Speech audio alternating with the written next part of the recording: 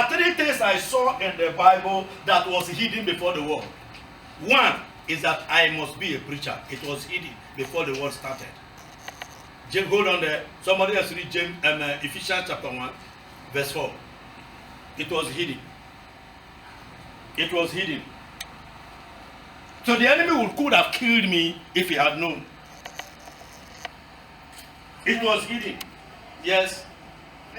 That you be a saint today, it was hidden before any other person. Hidden in the mind of God. Before the world came to be. Ephesians 1:4. According as he hath chosen us in him before the foundation of the world. Before the foundation of the world. Hallelujah. Amen. Three things chosen before the foundation of the world. How many things? 3.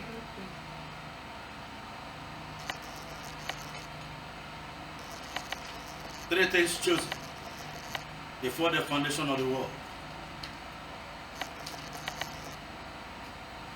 Three things chosen before the foundation of the world.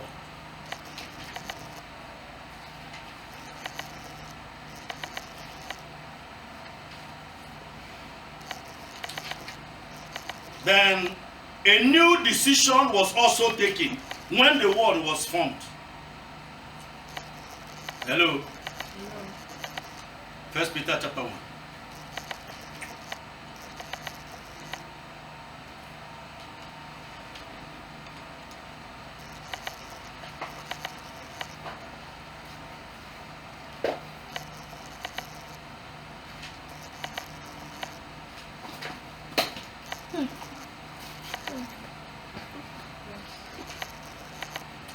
First Peter chapter 1, verse 8. Verse 18, sorry, to 20. Verse 18.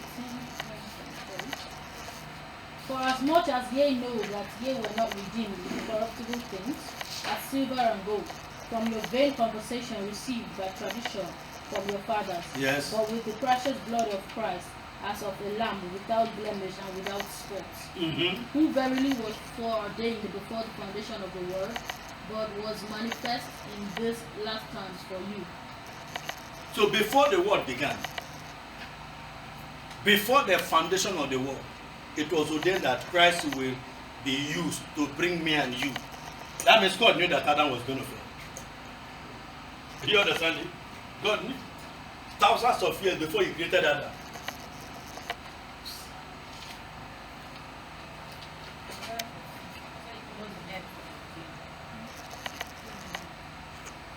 He knew.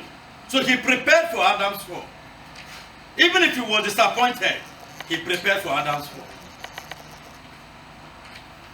Hallelujah. Amen. So nothing takes him unaware. Then go back to 1 Corinthians we are reading.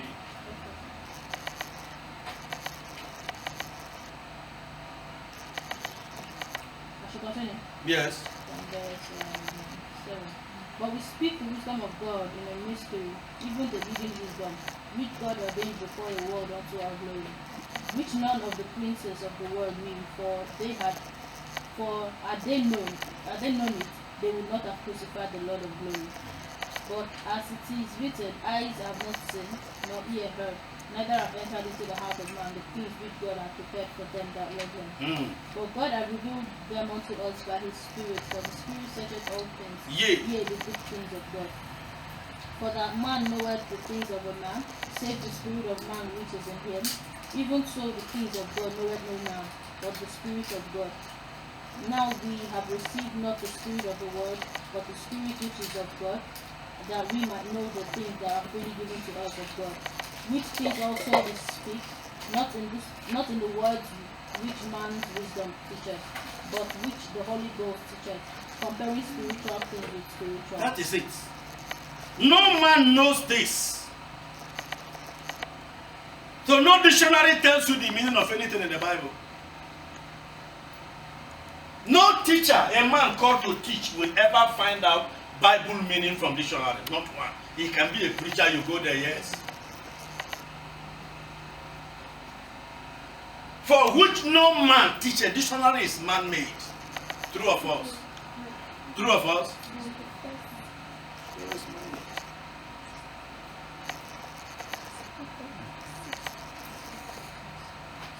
But the natural man receive it not, the things of the Spirit of God, for they are foolishness unto him. Neither can he know them, because they are spiritually discerned. Just like I said yesterday, that I am the living word. I know my sister was telling me, I don't understand it. I said, because you are not here the first day. How will you not put it to work when you don't even know you are the word of God? How? So if you don't know who you are, somebody will tell you who he wants you to be. Not knowing your identity, you will be forced to accept the identity the enemy has given to you. They can call you a failure, they can call you a poor man, they can call you a barren person, they can call you frustrated, they can call you a cursed person. The enemy is now telling you who he wants you to be. But intentionally and originally from the mindset of God, you are the living word. And the living word cannot be broken. So you are immortal. Nobody can ever kill you. It is not just possible. Not even by all the guns in the world. You cannot be killed because the word of God cannot be killed. Let's look at it. Just hold on there. Just hold on there. Let's hold on there. I'm becoming intoxicated with this. Let's look at, I gave you 3-4 scriptures yesterday. Acts of Apostles chapter 26. Acts 26 verse 12. Where the whole thing started from.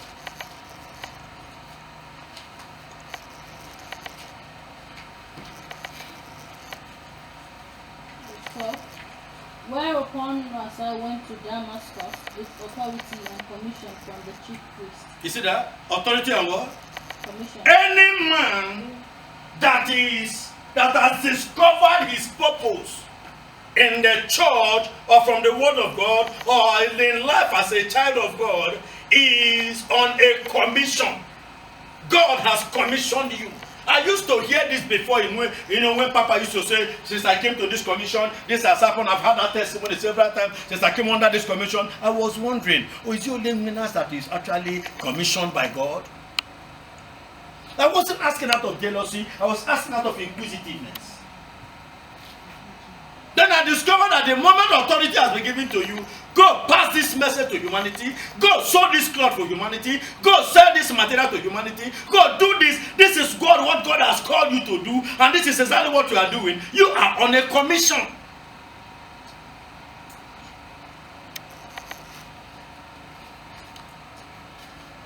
So every child of God is on a commission.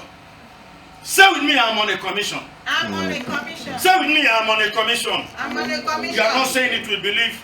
I'm on a commission. Hallelujah. Ephesians chapter 3 verse 2.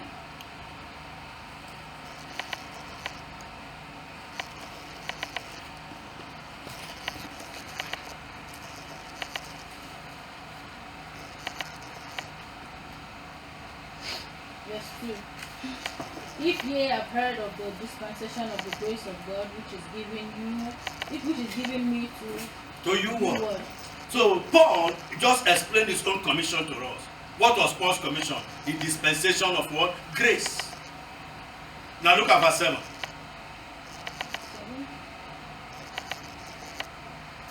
Whereof I was made a minister according to the gift of the grace of God given unto me by the effectual working of his power. So that particular dimension of grace, specialized area, is a gift. So every area of your life that you are gifted in is your dispensation. Not just your dispensation, it's your commission.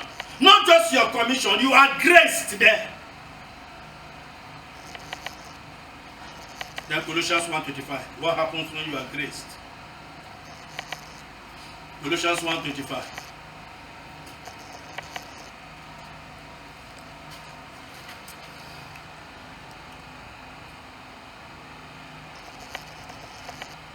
Whereof I am made a minister according to the dispensation of God which is given to me for you to fulfill the word of God. That is it. My life is a fulfillment of the word of God.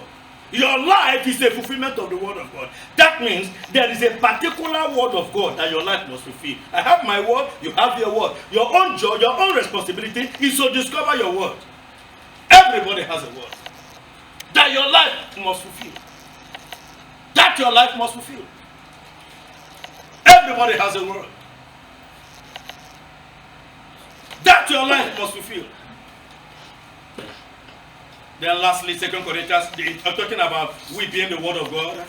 2 Corinthians chapter 3, from verse 3.